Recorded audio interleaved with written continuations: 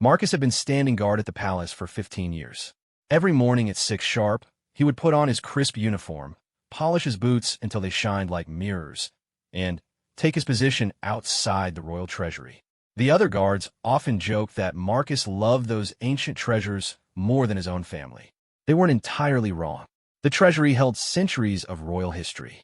Golden crowns worn by kings from long ago, diamond necklaces that once graced the necks of beautiful queens, and ancient swords that had defended the kingdom in countless battles. But Marcus's favorite was a small silver locket that belonged to the very first queen. It was simple compared to the other jewels, but something about it made Marcus feel connected to the palace's rich past. Marcus grew up in a small village outside the capital. His father was a blacksmith, and his mother cleaned houses for wealthy families. They didn't have much money, but they taught Marcus the value of hard work and honesty. When he turned 18, Marcus applied to become a palace guard. It was a dream job for a young man from his background. The pay was good, the work was honorable, and he got to be part of something much bigger than himself. The training was tough. Marcus had to learn how to fight with swords, how to spot danger, and, most importantly, how to protect the royal family's most precious belongings. He studied every single item in the treasury until he could describe each one from memory. The head guard, an old man named Captain Roberts, noticed Marcus's dedication right away. "You've got something special, son," Captain Roberts told him after his first month. "Most guards just do their job and go home. But you really care about what we're protecting here." Marcus felt proud hearing those words. He promised himself that nothing bad would ever happen to the treasury while he was on duty. Over the years, he kept that promise. There were a few close calls, attempted break-ins, suspicious visitors, even a small fire once, but Marcus always stayed alert and kept everything safe. The other guards respected Marcus, but they also thought he was a bit too serious. During their breaks, they would talk about their families, their hobbies, or complain about their supervisors. Marcus would usually just sit quietly, thinking about the treasures he was protecting. He had never married, never had children. The palace had become his whole world. King Edward was a kind ruler who treated his staff well. He often walked through the palace halls, stopping to chat with guards and servants. Marcus always felt nervous when the king approached, but King Edward had a way of making everyone feel comfortable. "Marcus, my faithful guardian," the king would say with a warm smile. "How are our treasures today?" "Safe and sound, your majesty," Marcus would always reply, standing perfectly straight. Queen Isabella was equally kind, though she was quieter than her husband. She had a special fondness for the ancient jewelry collection. Sometimes she would visit the treasury to look at pieces that had been worn by queens before her. Marcus always felt honored when she shared stories about the history behind different items. The royal children, Prince William and Princess Sophie, were teenagers now. They had grown up seeing Marcus at his post, and they always greeted him warmly. Prince William was studying to become king someday, while Princess Sophie loved art and music. Both of them understood how important the treasury was to their family's legacy. Everything changed on a cold Tuesday morning in November. Marcus arrived at work, as usual, but something felt different the moment he walked into the palace. The other guards were whispering among themselves, and there was tension in the air that he couldn't quite understand. Captain Roberts called all the guards together for an emergency meeting. His face looked pale and worried, which was unusual for a man who had seen everything in his 40 years of service. "I have some very serious news," the captain began, his voice shaking slightly. During the night, someone broke into the royal treasury. Several priceless heirlooms had been stolen. Marcus felt like someone had punched him in the stomach. His legs became weak, and he had to grab onto a chair to keep from falling down. This couldn't be happening. Not on his watch. Not to the treasures he had sworn to protect. "What exactly is missing?" asked James, one of the younger guards. Captain Roberts pulled out a list and began reading. The crown of Queen Margaret, worn during her coronation in 1456. The sapphire of the seven seas, a gift from the Eastern kingdoms. The golden chalice of King Henry III. And he paused, looking directly at Marcus, the silver locket of the first queen. Marcus's heart broke. The little silver locket that he had admired for so many years was gone. Along with it, pieces of history that could never be replaced. He felt like he had failed not just the royal family, but every king and queen who had come before them. "How did this happen?" Marcus asked, his voice barely above a whisper. "We're still investigating," Captain Roberts replied. "The locks weren't broken. There were no signs of forced entry. Whoever did this knew exactly what they were doing and how to get inside. The implications were clear to everyone in the room. This wasn't a random break-in by some desperate thief. Someone with inside knowledge had planned this carefully. Someone who knew the palace's security systems, who had access to keys, who understood which items were most valuable. Marcus spent the rest of that day in a daze. He walked through his duties automatically, but his mind was racing. He kept thinking about every person who had access to the treasury, every conversation he had overheard, every small detail that might provide a clue. The palace was buzzing with activity. Police detectives arrived to investigate the crime scene. Royal officials held emergency meetings behind closed doors. Servants whispered nervously as they went about their work. Everyone was on edge, wondering who among them might be a traitor. Marcus barely slept that night. He lay in his small apartment near the palace, staring at the ceiling and replaying the day's events over and over in his mind. He thought about the disappointment in Captain Roberts's eyes, the worry on King Edward's face when he heard the news, and the way Queen Isabella had looked so sad when she learned that her favorite pieces were gone. The next morning brought more bad news. The police had questioned several staff members, but had no solid leads. The stolen items hadn't appeared in any of the usual places where stolen goods were sold. It was as if they had simply vanished into thin air. Marcus threw himself into helping with the investigation. He provided detailed descriptions of every missing item, shared his knowledge of who had access to the treasury, and volunteered to work extra hours to help improve security. But deep down, he felt like it was too little, too late. The theft became big news outside the palace, too. Newspapers ran headlines about the missing royal treasures. Television reporters stood outside the palace gates, asking anyone who would talk about what might have happened. The royal family's reputation was being damaged, and Marcus felt responsible for all of it. A week passed with no progress in the investigation.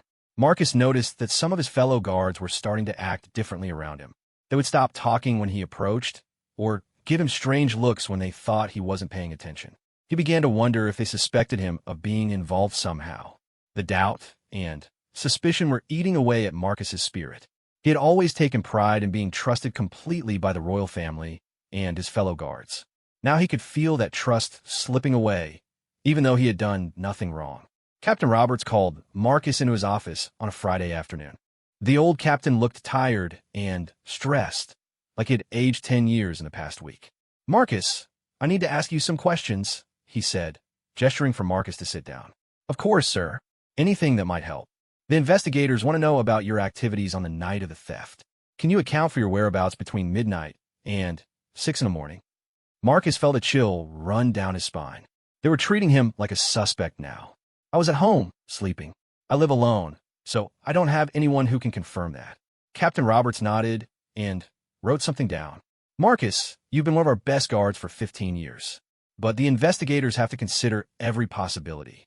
The fact is, very few people had the knowledge and access needed to pull off this theft. Are you saying you think I did this?" Marcus asked, his voice rising with emotion. "I'm saying the investigators have to look at everyone, including you. I'm sorry, Marcus, but until this is resolved, I'm going to have to suspend you from duty." The words hit Marcus like a physical blow. Suspended. After 15 years of perfect service, he was being treated like a criminal. He stood up slowly, his hands shaking with anger and hurt. "Captain, you know I would never do anything to harm the royal family or steal from them. This palace, these treasures, they mean everything to me." "I know, son, but my hands are tied. Go home and let the investigators do their work. Hopefully, this will all be cleared up soon." Marcus left the palace that day, feeling more alone than he had ever felt in his life. The job that had given his life meaning was gone. The people who had trusted him now viewed him with suspicion. And somewhere out there, the real thieves are getting away with priceless pieces of history. As he walked through the palace gates for what might be the last time, Marcus made a decision. If the official investigation couldn't find the truth, then he would have to find it himself. He owed it to the royal family, to his fellow guards, and to his own honor to prove his innocence and recover the stolen treasures.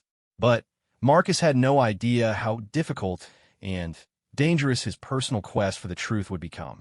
He didn't know that his investigation would lead him into a world of corruption and betrayal that reached much higher than anyone suspected. And he certainly didn't know that his actions would soon put not only his own life at risk, but the lives of people he cared about as well. The loyal guard who had spent 15 years protecting others was about to discover that sometimes the greatest threats come from the people you trust the most. And sometimes doing the right thing requires taking actions that others might see as extreme. Marcus sat in his small apartment, surrounded by notebooks filled with his own handwriting. For 3 weeks, he had been conducting his own investigation into the theft. Every day, he would wake up with renewed determination to find the truth and clear his name. But every evening, he would go to bed feeling more frustrated and confused than before. He had started by making a list of everyone who had access to the treasury. Palace guards, cleaning staff, maintenance workers, royal family members, and a few trusted advisors. Marcus knew all of these people personally. Some had worked at the palace even longer than he had. The idea that any of them could be thieves seemed impossible, but the evidence was clear. This was an inside job. Marcus had also been watching the palace from a distance. He would sit in a small cafe across the street, drinking coffee and observing who came and went. He noticed patterns in people's behavior, unusual meetings, and changes in routine that might provide clues. It was difficult and lonely work, but Marcus felt it was his duty to continue. One of the things that bothered Marcus most was how quickly the official investigation had stalled. The police detectives had questioned people for a few days, examined the crime scene, and then seemed to lose interest. It was almost as if they didn't really want to solve the case. This made Marcus suspicious that the corruption might reach beyond the palace walls. During his investigation, Marcus had tried to reconnect with some of his former colleagues. Most of them were friendly but cautious when he approached them. They would share small pieces of information, but were clearly worried about being seen talking to him. Marcus understood their position, but it still hurt to see how quickly their relationships had changed. James, one of the younger guards who had always looked up to Marcus, agreed to meet him at a quiet restaurant outside the city. James was nervous throughout their conversation, constantly looking around to make sure no one was listening. "Marcus, I want to help you, but I can't risk my job," James said quietly. "I have a wife and a baby on the way. I need this position." "Understand," Marcus replied. "Just tell me if you've noticed anything unusual since the theft." James thought for a moment, then leaned closer. "There's one thing. The night shift guards have been acting strange. Thomas and Peter, specifically. They used to be friendly with everyone, but now they keep to themselves. And I've seen them leaving the palace together after their shifts, which is unusual." This information interested Marcus greatly. Thomas and Peter were both senior guards who had worked at the palace for many years. They had access to the treasury and would know how to avoid the security systems. Marcus made a mental note to investigate them further. After his meeting with James, Marcus decided to follow Thomas and Peter to see where they went after work. This required him to wake up very early and hide near the palace gates, waiting for the night shift to end. It was uncomfortable and risky, but Marcus felt he had no choice. For several days, Marcus watched the two guards leave together each morning. They would walk to a nearby parking garage, get into Thomas's car, and drive away. Marcus had borrowed an old motorcycle from a friend, and he would follow them at a safe distance to see where they went. The destination surprised him. Thomas and Peter would drive to an expensive neighborhood across town and park outside a large, beautiful house. They would go inside for about an hour, then leave and return to their own homes. Marcus was puzzled by these visits. What business could two palace guards have in such a wealthy area? Marcus decided he needed to learn more about who lived in that house. He spent an entire day watching the property, noting the license plates of cars that came and went, and trying to get a glimpse of the residents. In the evening, he saw a man in an expensive suit leave the house and drive away in a luxury car. The next day, Marcus went to the public library and used their computers to research property records. He discovered that the house belonged to Lord Richard Pemberton, a wealthy businessman who served on several government committees. Marcus recognized the name. Lord Pemberton was often mentioned in newspapers as an influential political figure. This discovery made Marcus even more curious. Why would two palace guards be meeting regularly with a powerful lord? Marcus knew that Lord Pemberton had business dealings with the royal family, but that wouldn't explain secret morning meetings. Marcus decided he needed to get closer to the house to learn more. He borrowed some maintenance worker clothing from a friend and pretended to be doing repairs on a utility pole near Lord Pemberton's property. From this position, He could observe the house more closely without attracting attention. During his surveillance, Marcus saw something that made his heart race. Through a window on the second floor, he caught a brief glimpse of something golden sitting on a table. The distance was too great to be certain, but the shape and color looked very similar to the stolen crown of Queen Margaret. Marcus felt a mix of excitement and fear. If he was right, he had found evidence that could solve the entire case. But he also realized he was dealing with very dangerous people. Lord Pemberton was wealthy and powerful, with connections throughout the government.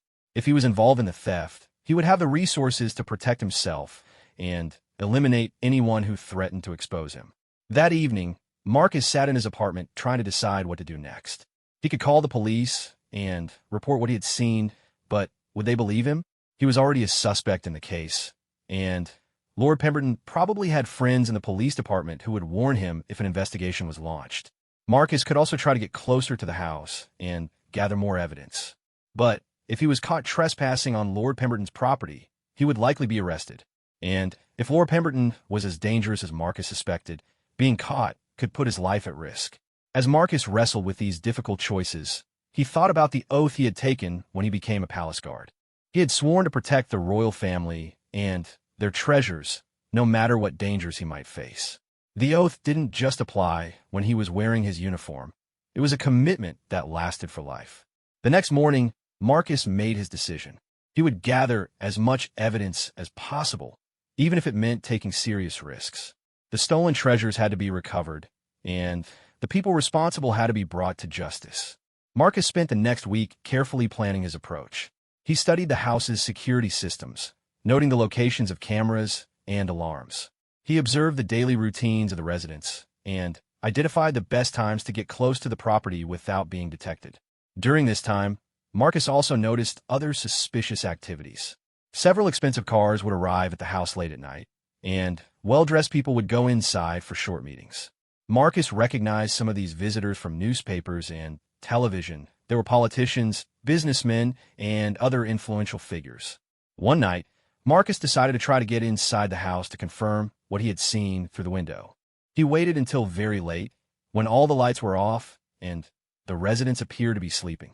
Using skills he had learned during his guard training, Marcus quietly climbed over the back fence and approached the house. The back door was secured with an electronic lock, but Marcus had studied similar systems during his security training. After several tense minutes, he managed to disable the lock and slip inside the house. His heart was pounding so loudly that he was afraid someone would hear it. Marcus made his way carefully through the dark house, using a small flashlight to navigate. He found the stairs and began climbing toward the second floor, where he had seen the golden object through the window. Every small sound made him freeze, terrified that he would wake someone and be discovered. When Marcus reached the second floor room, he could hardly believe what he found. Sitting on a large table were all four of the stolen royal treasures: the crown of Queen Margaret, the sapphire of the seven seas, the golden chalice of King Henry III, and his beloved silver locket of the first queen. Marcus felt a surge of emotion seeing the treasures again. They were exactly as he remembered them, beautiful and precious beyond measure. But he also felt anger at seeing them displayed so casually in a criminal's house, like trophies from a successful robbery. Marcus quickly took several photographs of the treasures with a small camera he had brought. The photos would serve as evidence of Lord Pemberton's involvement in the theft. But as Marcus was taking the pictures, he heard a sound that made his blood run cold. Footsteps on the stairs. Someone was coming upstairs. Marcus quickly turned off his flashlight and looked around for a place to hide. The room had several large pieces of furniture, but none that would completely conceal him if someone turned on the lights. He could hear the footsteps getting closer, and he knew he had only seconds to make a decision. Marcus chose to hide behind a large bookshelf near the window. It wouldn't hide him completely, but it was the best option available. He pressed himself against the wall and tried to control his breathing as the footsteps reached the top of the stairs. A light came on in the hallway, and Marcus could see the shadow of someone approaching the room. His mind raced with possible explanations he could give if he was discovered, but he knew that none of them would be believable. He was an intruder in a private home, photographing what appeared to be stolen goods. The person stopped just outside the room for what felt like an eternity. Marcus could hear them breathing and moving around, but they didn't enter the room where he was hiding. After several minutes that felt like hours, the person moved away and went into a different room down the hall. Marcus waited for another 10 minutes to make sure the person was settled before attempting to leave. He carefully made his way back downstairs and out the back door, his hands shaking from the adrenaline and fear. Once he was safely away from the house, Marcus felt a combination of triumph and terror at what he had accomplished. He had found his stolen treasures and gathered evidence that could prove Lord Pemberton's guilt. But he had also committed a serious crime by breaking into the house. If Lord Pemberton discovered that someone had been inside his home, he would likely increase his security and move the treasures to a safer location. Marcus realized that he was now in a race against time. He had to find a way to expose Lord Pemberton and recover the treasures before the Lord discovered that his secret was no longer safe. But Marcus also knew that he was dealing with powerful people who would stop at nothing to protect themselves. As he drove home that night, Marcus wondered if he had made the right choice by taking such extreme action. He had always been a law-abiding person who believed in working within the system. But the system had failed to protect the treasures he had sworn to guard. Sometimes Marcus realized doing the right thing required breaking the rules. The next phase of his investigation would be even more dangerous. Marcus knew he had evidence, but he didn't know who he could trust with it.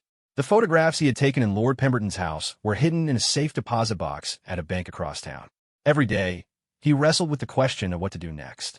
Going to the police seemed like the obvious choice, but Marcus had growing suspicions that the corruption reached into law enforcement as well. The breakthrough came from an unexpected source. Marcus had been following Thomas and Peter for 2 more weeks when he noticed they had started meeting with someone new. Instead of going directly to Lord Pemberton's house after their shifts, they would first stop at a small coffee shop downtown. Marcus positioned himself at a table where he could observe their meetings without being seen. The third person was a woman in her 40s, well-dressed, but not flashy, who carried herself like someone with authority. Marcus had never seen her before, but something about her made him pay close attention. During one of their meetings, Marcus managed to get close enough to overhear part of their conversation. The woman was giving Thomas and Peter instructions about something, and she mentioned the next shipment and the buyer in Switzerland. Marcus realized that the royal treasures might not be the only stolen items these people were dealing with. After the woman left the coffee shop, Marcus followed her to a government office building in the center of the city. She used a key card to enter through a secure entrance, suggesting she was a government employee with significant access. Marcus waited outside for several hours until she emerged, then followed her to a parking garage where she got into an expensive car. Using the license plate number, Marcus was able to trace the car to Detective Inspector Sarah Mitchell of the Metropolitan Police. Marcus felt his heart sink as he realized that his suspicions about police corruption were correct. Detective Mitchell was one of the investigators who had questioned him about the theft. She had looked him in the eye and promised to find the real criminals, all while being involved with them herself. This discovery changed everything for Marcus. He couldn't go to the police because they were part of the conspiracy. He couldn't trust the normal legal channels because the corruption reached too high. Marcus began to understand that he was facing a criminal network with connections throughout the government, police force, and high society. That night, Marcus lay awake thinking about his limited options. He could try to contact journalists and hope they would investigate the story, but would anyone believe a suspended palace guard with no proof except some photographs that could have been taken anywhere? He could attempt to contact the royal family directly, but they would likely refer the matter to the same corrupt police officials who were involved in the crime. Marcus decided he needed more evidence before making any moves. Over the next month, he expanded his surveillance operation to include Detective Mitchell and several other people he had seen meeting with Lord Pemberton. He rented a small storage unit where he could keep his investigation materials and set up a makeshift command center. The deeper Marcus dug, the more shocked he became at the scope of the conspiracy. He discovered that Lord Pemberton was running a sophisticated operation that stole valuable items from museums, private collections, and government institutions. The royal treasures were just one small part of a much larger criminal enterprise. Detective Mitchell and several other police officers were providing inside information about security systems and investigation procedures. Thomas and Peter, along with other corrupt employees at various institutions, were providing access and detailed knowledge about valuable items. Lord Pemberton was using his wealth and social connections to find buyers for the stolen goods, often selling them to private collectors in other countries. Marcus realized that dozens of priceless historical artifacts had been stolen over the past several years. The criminals had been very careful to spread their activities across different institutions so that no one would notice a pattern. They had also been selective about which items to steal, choosing pieces that were valuable but not so famous that their disappearance would attract international attention. As Marcus learned more about the operation, he also discovered how dangerous the people involved really were. He found newspaper articles about several museum guards and private security officers who had died in suspicious accidents over the past few years. All of them had worked at institutions where thefts had occurred, and all of them had died shortly after asking questions about security procedures or unusual activities. Marcus began to understand that his own life was in danger. The criminals had killed people before to protect their secret, and they wouldn't hesitate to kill again. But instead of making Marcus want to back down, this knowledge made him more determined than ever to expose them and recover the stolen treasures. The turning point came when Marcus discovered that the criminals were planning something much bigger than their previous thefts. Through careful surveillance, he learned that they were preparing to steal the crown jewels themselves during an upcoming ceremony at Westminster Abbey. The plan was elaborate and would require the cooperation of people at multiple levels of government and security. Detective Mitchell would ensure that certain police units were assigned to other duties during the ceremony. Lord Pemberton would use his political connections to get some of his associates appointed as temporary security advisors. Thomas and Peter would provide detailed information about the palace's security procedures and the transportation route for the crown jewels. Marcus realized that if this theft succeeded, it would be a devastating blow to the royal family and the entire country. The crown jewels were not just valuable objects. They were symbols of national heritage and identity. Their loss would cause a scandal that could damage the monarchy's reputation for generations. But Marcus also saw this as an opportunity. If he could prevent the theft and expose the criminals in the process, he could not only recover the royal treasures, but also bring down the entire criminal network. It would be dangerous, but it might be his only chance to clear his name and fulfill his oath to protect the royal family. Marcus began planning his own operation to stop the theft and gather evidence that would be impossible to ignore or cover up. He studied the security arrangements for the ceremony, identified the points where the criminals would likely strike, and developed a plan to document their activities while preventing the crime. The first challenge was getting close to Westminster Abbey during the ceremony without being detected by either the legitimate security forces or the criminals who were watching for any interference. Marcus would need to disguise himself and find a way to position himself where he could observe and intervene if necessary. Marcus decided to pose as a journalist covering the ceremony. He obtained fake press credentials from a contact who owed him a favor and studied the media procedures for the event. He also prepared several small recording devices that he could hide on his person to capture evidence of the criminals' activities. 3 days before the ceremony, Marcus noticed an increase in activity among the people he had been watching. Lord Pemberton held several meetings at his house with people Marcus had never seen before.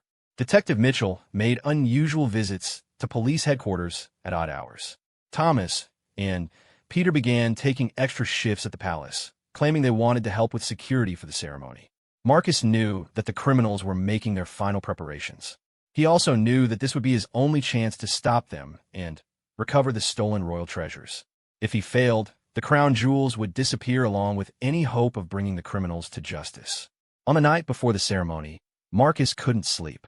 He reviewed his plans over and over, trying to anticipate everything that could go wrong. He knew that he would be facing dangerous criminals who had killed before and wouldn't hesitate to kill again. He also knew that if he was caught, no one would believe his story about the conspiracy. Marcus thought about his 15 years of faithful service to the royal family. He thought about the oath he had taken to protect them and their treasures. He thought about the innocent people who would suffer if the criminals were allowed to continue their activities. And he thought about the little silver locket that had started his journey into this dark world of corruption and betrayal. As the sun rose on the day of the ceremony, Marcus put on his journalist disguise and prepared to face the most dangerous day of his life. He knew that by the end of the day, either he would have exposed the criminals and recovered the stolen treasures, or he would likely be dead. Marcus had always been a simple man who believed in doing his duty and following the rules. But sometimes, he had learned, protecting what's right requires taking extreme action. Sometimes being loyal means breaking the law. And sometimes the only way to serve justice is to risk everything you have. The stage was set for a confrontation that would determine not only Marcus's fate, but the fate of priceless treasures that belonged to the entire nation. As Marcus made his way toward Westminster Abbey, he carried with him not only the evidence he had gathered, but also the hopes of everyone who had ever trusted him to keep their most precious possessions safe. The loyal guard who had spent 15 years following orders was about to discover what it meant to take command of his own destiny. The question was whether his courage and determination would be enough to overcome enemies who had power, money, and connections far beyond anything he could imagine. The morning of the ceremony was crisp and clear, with hundreds of people gathering around Westminster Abbey. Marcus arrived early, wearing his journalist disguise and carrying a professional-looking camera along with his hidden recording devices. His press credentials got him through the outer security checkpoints without any problems, but his heart was racing as he positioned himself where he could observe both the ceremony and the areas where he expected the criminals to strike. Marcus had studied the security arrangements and knew that the crown jewels would be transported from the Tower of London to Westminster Abbey in a heavily guarded convoy. The criminals would have to intercept the convoy somewhere along the route, or they would have to strike during the ceremony itself, when the jewels would be briefly vulnerable during the religious procedures. As the morning progressed, Marcus spotted several familiar faces in the crowd. Lord Pemberton was there as an invited guest, dressed in formal attire and chatting pleasantly with other dignitaries as if he had nothing to hide. Detective Mitchell was coordinating with other police officers, positioning herself where she could influence the security response if anything went wrong. Marcus also noticed several people he didn't recognize, but who seemed to be watching the proceedings with unusual interest. These were likely the additional criminals Lord Pemberton had brought in for this operation. They were dressed as tourists or journalists, but their careful positioning and constant communication through hidden earpieces gave them away to someone who knew what to look for. The ceremony was scheduled to begin at noon, with the crown jewels arriving shortly beforehand. At 11:30, Marcus heard radio chatter indicating that the convoy had left the Tower of London and was making its way through the London streets. This was when the criminals would have to make their move if they were planning to intercept the jewels during transport. Marcus positioned himself near the Abbey's main entrance, where he would have a clear view of the convoy's arrival. He had his camera ready to document whatever happened, and his recording devices were activated to capture any conversations or instructions the criminals might exchange. As the convoy approached, Marcus noticed increased activity among the suspicious individuals he had been watching. They were moving into new positions and speaking more frequently into their hidden communication devices. Something was definitely about to happen. The convoy arrived precisely on schedule, with police motorcycles leading the way, followed by 2 decoy vehicles, then the actual transport vehicle containing the crown jewels, and, finally, more police cars bringing up the rear. The security seemed tight and professional, exactly as it should be for such precious cargo. But as the transport vehicle stopped in front of the Abbey, Marcus saw Detective Mitchell signal to someone in the crowd. Suddenly, there was a commotion near one of the police motorcycles. An officer appeared to have some kind of mechanical problem and was calling for assistance. This drew several security personnel away from the main convoy to help their colleague. At the same moment, Marcus noticed that one of the decoy vehicles had developed what appeared to be a flat tire. The driver was getting out to examine the problem, and this created another distraction that pulled more security personnel away from protecting the crown jewels. Marcus realized that these were not accidents. They were carefully orchestrated distractions designed to create confusion and reduce the number of guards protecting the actual transport vehicle. The criminals were using their inside knowledge of police procedures to manipulate the security response. As the distractions continued, Marcus saw Lord Pemberton's associates moving closer to the transport vehicle. They were still trying to look like innocent bystanders, but they were clearly preparing to make their move. Marcus knew he had to act quickly to prevent the theft, but he also needed to gather evidence that would prove the conspiracy. Marcus began taking photographs of the criminals as they moved into position. He captured images of Lord Pemberton signaling to his associates, Detective Mitchell coordinating the distractions and the fake mechanical problems that were being used to draw security away from the crown jewels. Just as the criminals were about to strike, something unexpected happened. A group of genuine tourists stumbled into the area where the criminals were positioning themselves. The tourists were taking pictures and asking questions, completely unaware that they were interfering with a carefully planned theft. The presence of the innocent tourists forced the criminals to hesitate. They couldn't proceed with their plan while witnesses were watching, but they also couldn't wait too long or the security distractions would be resolved and their opportunity would be lost. Lord Pemberton appeared to be getting agitated as he watched his carefully laid plans falling apart. He began speaking urgently into his communication device, probably trying to coordinate with his associates to find a way around the unexpected obstacle. Marcus saw this as his chance to intervene. He moved closer to the transport vehicle, positioning himself where he could interfere with any attempt to steal the crown jewels, while also continuing to document the criminals' activities. As Marcus got closer, one of Lord Pemberton's associates noticed him and recognized him as the former palace guard who had been investigating their activities. The man immediately alerted the others, and Marcus realized that his cover had been blown. Detective Mitchell looked directly at Marcus and spoke in a radio, probably calling for backup to arrest him before he could interfere with their operation. Marcus knew he had only minutes before police officers who were not part of the conspiracy would arrive and arrest him based on false information from Detective Mitchell. Marcus made a desperate decision. He rushed toward the transport vehicle and began shouting warnings about the attempted theft. He called out the names of Lord Pemberton and Detective Mitchell, identifying them as criminals who were trying to steal the crown jewels. The legitimate security personnel were initially confused by Marcus's actions. They didn't know whether to treat him as a threat or to take his warnings seriously. But Marcus's detailed knowledge of the security arrangements and his ability to identify specific individuals involved in the plot made some of the officers pause and listen. Lord Pemberton realized that his operation was falling apart and ordered his associates to abandon the theft attempt. But he also gave instructions for them to eliminate Marcus before he could provide more evidence to the authorities. Several of the criminals began moving toward Marcus with clear hostile intent. Marcus found himself in a dangerous situation. He was surrounded by criminals who wanted to kill him, confused security officers who didn't know whether to trust him, and innocent bystanders who were in danger of being caught in a violent confrontation. But Marcus's years of security training served him well. He used his knowledge of the Abbey's layout to position himself where the criminals couldn't attack him without risking harm to innocent people. He also continued to shout warnings and information about the conspiracy, hoping that someone in authority would realize he was telling the truth. The situation reached a breaking point when one of Lord Pemberton's associates pulled out a gun and pointed it at Marcus. This finally convinced the legitimate security officers that something was seriously wrong, and they began moving to protect Marcus and the crown jewels.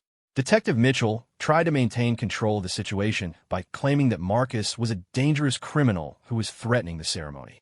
But other police officers were beginning to notice inconsistencies in her story and the unusual behavior of the people she was trying to protect. As the confrontation escalated, Marcus realized that he needed to get the evidence he had gathered to someone who could be trusted. He began shouting to the crowd that he had proof of the conspiracy hidden in a safe deposit box and that the real stolen royal treasures could be found in Lord Pemberton's house. The mention of the stolen royal treasures caught the attention of several palace officials who were attending the ceremony. They recognized Marcus as the former guard who had been suspended under suspicion of theft, and they began to realize that he might have been investigating the real criminals all along. Meanwhile, Lord Pemberton was trying to slip away from the scene as quietly as possible. He could see that his operation had failed completely, and that his best option now was to escape before he could be arrested. But Marcus spotted him trying to leave and called out his location to the security officers. The confrontation was becoming chaotic, with legitimate police officers trying to sort out who were the real criminals while protecting innocent bystanders and the crown jewels.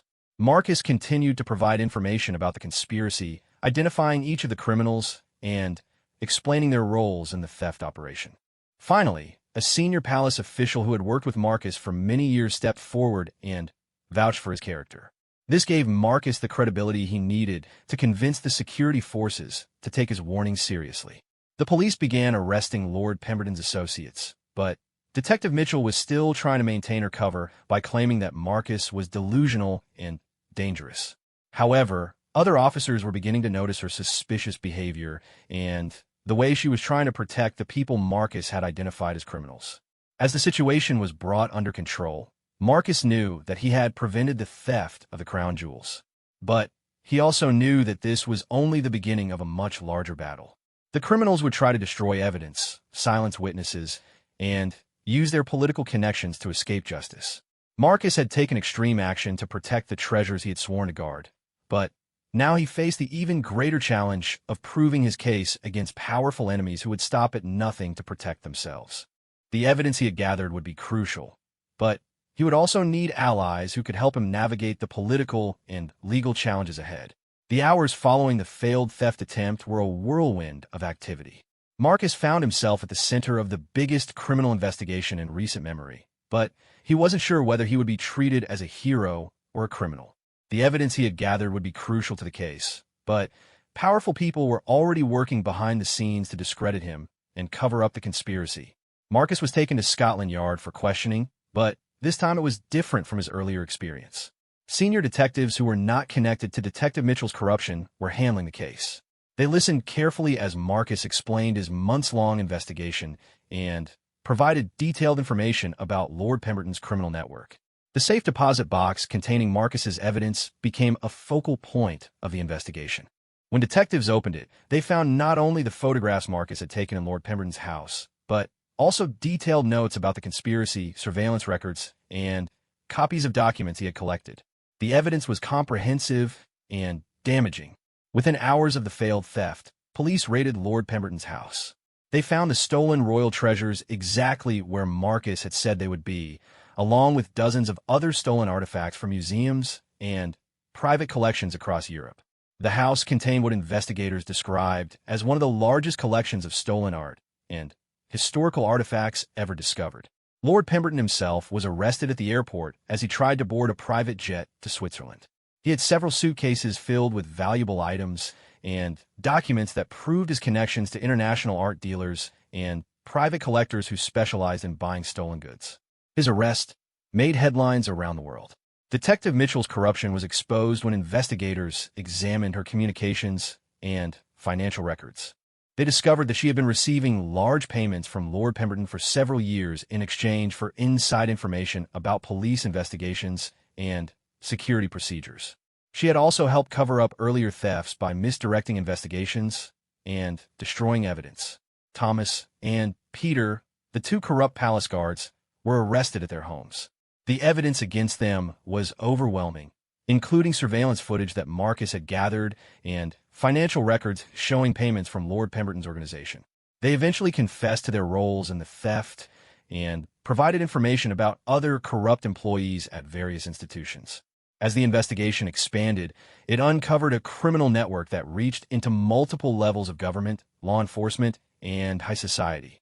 Dozens of people were arrested, including several other police officers, museum security guards, government officials, and wealthy collectors who had knowingly purchased stolen items. The recovery of the stolen royal treasures was a moment of great emotion for Marcus. When he was finally allowed to see them again, he found them exactly as he remembered, beautiful, precious, and irreplaceable symbols of the nation's heritage. The little silver locket that had started his investigation was returned to its rightful place in the royal collection, and Marcus felt a deep sense of satisfaction knowing that it was safe once again. King Edward personally thanked Marcus for his dedication and courage in recovering the stolen treasures. The king acknowledged that Marcus had gone far beyond the call of duty and had risked his life to protect the royal family's heritage. He also formally apologized for the suspicion that had fallen on Marcus during the investigation. "Marcus," the king said during a private meeting, "you have shown us what true loyalty means. Your actions remind us that sometimes protecting what we hold dear requires great personal sacrifice and courage." Queen Isabella was equally grateful, especially for the recovery of her favorite pieces from the jewelry collection. She told Marcus that his dedication to protecting the royal treasures had restored her faith in the people who served the royal family. Captain Roberts, who had been forced to suspend Marcus, was overcome with emotion when he learned the truth about the conspiracy. He had always believed in Marcus's innocence, but the evidence against him had seemed overwhelming at the time. The captain personally apologized and immediately reinstated Marcus to his position with full honors. The public reaction to the case was intense and complicated. Many people praised Marcus as a hero who had risked everything to protect the nation's treasures and expose corruption in high places. Newspapers ran stories about his months-long investigation and his courage in confronting dangerous criminals. But there were also critics who questioned Marcus's methods. Some argued that he had broken the law by breaking into Lord Pemberton's house and conducting unauthorized surveillance. They worried that treating Marcus as a hero would encourage other people to take the law into their own hands. Marcus understood these concerns, and he acknowledged that he had made difficult choices that pushed the boundaries of legal behavior. But he also believed that sometimes extraordinary circumstances require extraordinary actions. The official investigation had failed to find the truth, and corrupt officials were protecting the criminals. Someone had to act to recover the stolen treasures and expose the conspiracy. During the legal proceedings that followed, Marcus testified in detail about his investigation and the evidence he had gathered. His testimony was crucial in securing convictions against Lord Pemberton and his associates. The trials received extensive media coverage and helped expose the extent of corruption that had existed in various institutions. Lord Pemberton was sentenced to 20 years in prison for his role in organizing the thefts and running the criminal network. Detective Mitchell received 15 years for corruption and obstruction of justice. Thomas and Peter each received 10 years for their roles in the palace theft. Dozens of other criminals received sentences ranging from probation to life imprisonment, depending on their level of involvement. The stolen artifacts recovered from Lord Pemberton's house were returned to their rightful owners. Museums around the world were able to recover pieces that had been missing for years. Private collectors who had unknowingly purchased stolen items were offered the opportunity to return them in exchange for clemency, and many chose to cooperate with authorities. Marcus's actions had consequences far beyond the recovery of the royal treasures. The case led to major reforms in security procedures at museums, government buildings, and other institutions that housed valuable artifacts. Background checks for employees were strengthened, and new systems were put in place to detect and prevent insider threats. The case also sparked investigations into art theft and corruption in other countries. International law enforcement agencies began sharing information more effectively, and several other criminal networks were exposed and dismantled as a result of evidence gathered during the Lord Pemberton investigation. For Marcus personally, the resolution of the case brought both satisfaction and challenges. He was reinstated to his position at the palace and received several commendations for his service. But he also struggled with the emotional toll of the investigation and the knowledge of how close the criminals had come to stealing even more precious treasures. Marcus found that his relationship with his fellow guards had changed. Many of them now looked up to him as a hero, but some were uncomfortable with the extreme actions he had taken. Marcus tried to maintain normal relationships with his colleagues, but he knew that his experience had set him apart from them in ways that couldn't be easily overcome. The royal family continued to trust Marcus completely, and he was eventually promoted to head of Treasury Security. In this role, he was able to implement new security measures based on the lessons learned from the theft. He worked closely with experts to develop systems that would prevent future insider threats while maintaining the accessibility of the royal collection for legitimate purposes. Marcus never forgot the lessons he had learned during his investigation. He realized that protecting valuable treasures required more than just physical security.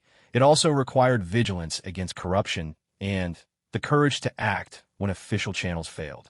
He made sure that the guards under his command understood their responsibility not just to follow orders, but to think independently and act with integrity when facing difficult situations.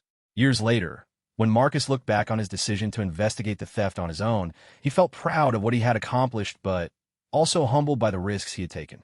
He knew that things could have turned out very differently. He could have been killed by the criminals, or he could have been arrested and imprisoned for his unauthorized actions. But Marcus also knew that sometimes in life, people are faced with choices that test their deepest values and commitments. When he took the oath to protect the royal treasures, he had made a promise that went beyond just doing a job. It was a commitment to preserve something precious for future generations, no matter what personal cost he might have to pay. The little silver locket that had meant so much to Marcus remained in the royal collection, a symbol of continuity and heritage that connected the present to the past. Every time Marcus saw it during his security rounds, he was reminded of the importance of his work and the responsibility that came with protecting treasures that belonged not just to the royal family, but to the entire nation. Marcus had learned that extreme action is sometimes necessary to protect what matters most. But he had also learned that true strength comes not from acting alone, but from inspiring others to uphold the values and principles that make such protection necessary in the first place. The loyal guard who had once stood alone against corruption had become a leader who could help ensure that future generations would inherit the treasures and values that make a society worth protecting.